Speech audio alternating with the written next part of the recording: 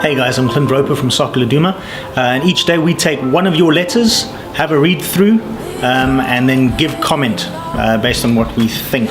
And this week we're going to read Bongani Ngubela from Dipkloof, whose letter made it into the paper. In fact, it's the very first letter in the paper this week. So Bongani, go get your paper and see your name in headlights.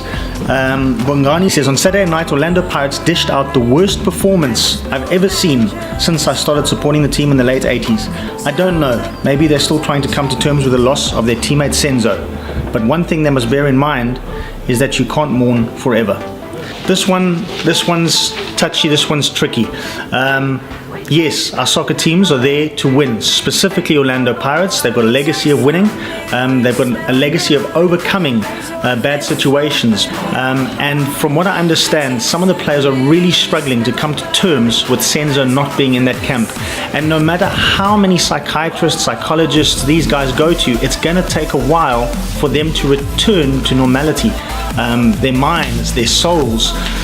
It's going to be difficult for that team to come together. Also remember that different players had different relationships with Senzo. Some might have been very, very close friends, brothers almost, while others maybe were just teammates. And so Vivi's got the difficult task of taking those varying degrees of mourning and meshing a team that rebounds from this tragedy. It's going to take time, and I think we've got to lay off the Pirates players and let them come to terms with this.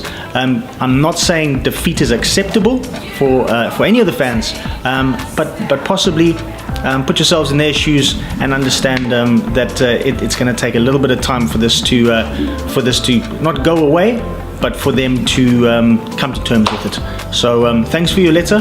You make a great point, and I'm sure the Pirates players are reading it right now and possibly even using it to rally the troops for the next game. Cheers.